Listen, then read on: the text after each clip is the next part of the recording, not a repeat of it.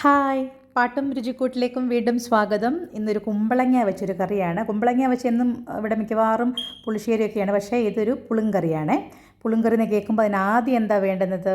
പുളി വേണം. അപ്പോൾ ഞാൻ കുറച്ചൊരു പുളി, ഒരു ഇച്ചിരി വലിപ്പമുള്ളൊരു പുളി ഞാനെടുത്ത് വെള്ളത്തിൽ ഇട്ട് വെച്ചിട്ടുണ്ട്, അത് ഒന്നൊന്ന് കുതിർന്ന് വരാൻ വേണ്ടി. പുളിങ്കറി എന്നല്ലേ പേര്, അപ്പോൾ പുളിയാണ് അതിന് ചേർക്കുന്നത്. അപ്പം എന്നിട്ട് ഞാൻ കണ്ട വലിയ കുമ്പളങ്ങ തന്നെ ഉണ്ടല്ലോ, അത് അരിഞ്ഞ് ഒരു 6 പച്ചമുളകും മഞ്ഞൾപ്പൊടിയും ഉപ്പും ചേർത്ത് ചട്ടിക്കകത്ത് വേവാൻ വേണ്ടി വെക്കുക. എന്നിട്ട് നമുക്കതിൻ്റെ കൂട്ടുണ്ടാക്കണം. അപ്പോൾ ഈ കുമ്പളങ്ങ പുളിങ്കറി, സത്യത്തിൽ ഈ കുമ്പളങ്ങ എടുത്തപ്പോൾ എനിക്ക് സംശയം, ഇതെന്തും ഉണ്ടാക്കുമെന്ന്. അങ്ങനെ ഞാൻ അമ്മയെ വിളിച്ചപ്പോൾ അമ്മയാണ് പറഞ്ഞത് കുമ്പളങ്ങ വെച്ച് പുളിങ്കറി ഉണ്ടാക്കാം ഈസി ആയിട്ടാണ്. എന്നും മിക്കവാറും മോര് കറിയും കാച്ചുന്ന ഇത് മാങ്ങ കുമ്പളങ്ങ പുളിങ്കറി അങ്ങനെയൊക്കെയുള്ള വെള്ളരിക്ക പുളിങ്കറി ഇതൊക്കെയാണ്, ഒഴിച്ചു കറി രസം ഇതൊക്കെയാണ്. അപ്പോൾ ഇത് വെച്ചൊരു വെറൈറ്റി ആയിട്ട് എന്തെങ്കിലും ഉണ്ടാക്കാമെന്ന് വെച്ചിട്ട് അമ്മയെ വിളിച്ചപ്പോൾ അമ്മയാണ് പറഞ്ഞു ഇങ്ങനെയൊരു പുളിങ്കറി ഉണ്ടാക്കാമെന്ന്. പക്ഷേ നോർമലി ഈ പുളിങ്കറി ഉണ്ടാക്കുന്ന എല്ലാവരും തേങ്ങ പച്ചക്കരച്ച, പക്ഷേ ഞാൻ പച്ചക്കരച്ചല്ല ചെയ്യുന്നത്, വറുത്തരച്ചാണ്. അതെങ്ങനെയാണ് നമുക്ക് നോക്കാം. അപ്പോൾ ഇത് നമുക്ക് അടച്ച് വെച്ച് വേവിക്കാം. ഇത് കഷ്ണം ഒന്ന് വേവട്ടെ, ആ സമയം കൊണ്ട് നമുക്ക് കൂട്ടുണ്ടാക്കാം. അപ്പോൾ അതിന് വേണ്ടി ഞാനൊരു പാൻ വെച്ചു. പാനിനകത്ത് ഞാൻ മല്ലി, മൊത്തത്തിലുള്ള മുഴുവനുള്ള മല്ലി കുറച്ച് 2 സ്പൂണ്, ഒരു 3/4 സ്പൂൺ ഉലുവ, ഒരു 1.5 സ്പൂണ് ഉഴുന്ന്, ഒരു സ്പൂണ് അരിയ, ഇത് നന്നായിട്ട് വറുത്തെടുക്കണം. ഇത് സാധാരണ ഇതെല്ലാവരും വറുത്തിട്ട് പൊടിച്ച് തേങ്ങ പച്ച അരച്ച് ചേർക്കുകയാണ്, പക്ഷെ ഞാൻ അങ്ങനെയല്ല ചെയ്യുന്നത്. ഞാൻ എൻ്റേതായ രീതിയിലൊന്ന് ചെയ്ത് നോക്കാമെന്ന് വിചാരിച്ചു. അപ്പോൾ ഇതെല്ലാം കൂടെ നന്നായിട്ടൊന്ന് വറുത്തെടുക്കണം നമുക്ക്. പിന്നെ പച്ചമല്ലി, പിന്നെ ഉലുവായ, അരിയെ, ഉഴുന്ന്, ഇതിൻ്റെ കൂടെ സാധാരണ വറ്റൽമുളകാണ് എല്ലാവരും ചേർത്ത് വറക്കുന്നത്. പക്ഷേ വറ്റൽമുളക് എൻ്റെ കയ്യിൽ ഇല്ലാത്തത് കൊണ്ട് ഞാനിത് മുളക് പൊടി ചേർത്തങ്ങ് ചെയ്യാമെന്ന് വെച്ചു. അപ്പം നന്നായിട്ട് ഇതൊന്ന് ചൂടാക്കി വരുമ്പോഴത്തേക്കിനും ഒരു മണമൊക്കെ വരും, ഉഴുന്നിൻ്റെയും ഉലുവായുടെയും ഒക്കെ ഒരു നല്ല മണം വരും. നന്നായിട്ട് കരിയാതെ നോക്കണം. നന്നായിട്ട് ചൂടായതിന് ശേഷം അതിലേക്ക് പച്ചത്തേങ്ങ ഞാനിത് അരമുറി തേങ്ങ ഇട്ടത്, കാര്യം കുമ്പളങ്ങ കഷ്ണം കുറച്ചുണ്ട്. അപ്പോൾ എന്നിട്ട് കുറച്ച് മുളക് പൊടിയും കൂടി ഇട്ടു. കാര്യം എൻ്റെ വറ്റൽമുളക് തീരെ ഇല്ല, തീർന്നു.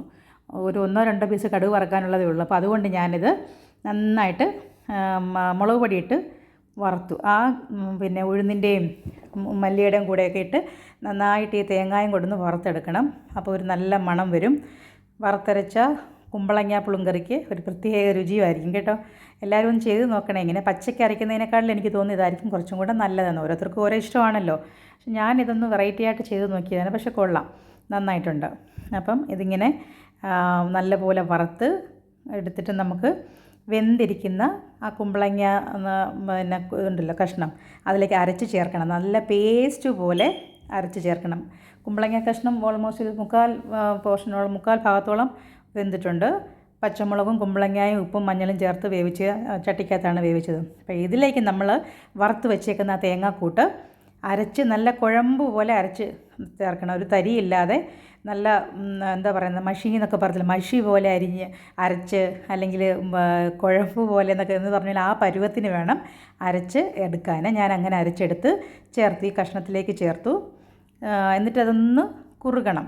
മല്ലിയൊക്കെ ചേർത്തത് കൊണ്ട് അത് നന്നായിട്ട് കുറുകി വരും കേട്ടോ. അപ്പം നല്ല പോലെ ഒന്ന് കുറുകാൻ വേണ്ടി ഒരു 5 മിനിറ്റും കൂടെ ഒന്ന് അടച്ച് വെച്ച് വേവിച്ചാൽ മതിയാകും. എന്നിട്ട് നമുക്ക് കടുക് വറുത്തെടുക്കാം. പിന്നെ ഇവിടെ കുറുകി വന്നിട്ടുണ്ട്. എന്നിട്ട് ഞാൻ അതിലേക്ക് കടുക് വറുത്ത് ചേർത്തു. കരിവേപ്പിലയും കടുകും, പിന്നെ വറ്റൽമുളക് ഒരു ചെറിയ 1-2 പീസ് ഉണ്ടായിരുന്നു, അപ്പോൾ അതും കൂടെ കടുക് വറുത്തൊക്കെ ചേർത്ത് നല്ല അടിപൊളി ടേസ്റ്റാണ് ഈ കുമ്പളങ്ങ പുളിങ്കറി. എല്ലാവരും തേങ്ങ വറുത്തരച്ച് ഒന്ന് ചെയ്ത് നോക്കണം. വറുത്തരച്ച് അത്ര അങ്ങ് തീയൽ പരുവത്തിലൊന്നും വറക്കണ്ട, ഒന്ന് ഒരു പകുതി പരുവം ചൂടാക്കി എടുത്താൽ മതി. കറുത്ത കളറിൽ വരണ്ട, നമ്മൾ തീയലൊക്കെ വേണ്ട ആ പരുവത്തിനാവണ്ട. ഒരു 1/4 പോർഷൻ, ഒരു പകുതി കൂടുതലൊന്ന് വറുത്ത് വരണം.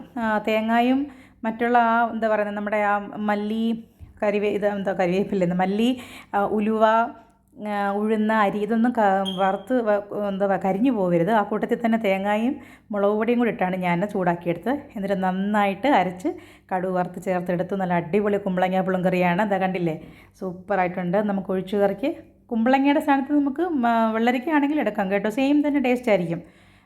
നല്ല മത്തങ്ങ ഇട്ടാൽ കുറച്ചും കൂടെ ടേസ്റ്റ് ഉണ്ടാകും. അപ്പോൾ എല്ലാവരും ഒന്ന് പരീക്ഷിച്ച് നോക്കണേ ഇത്.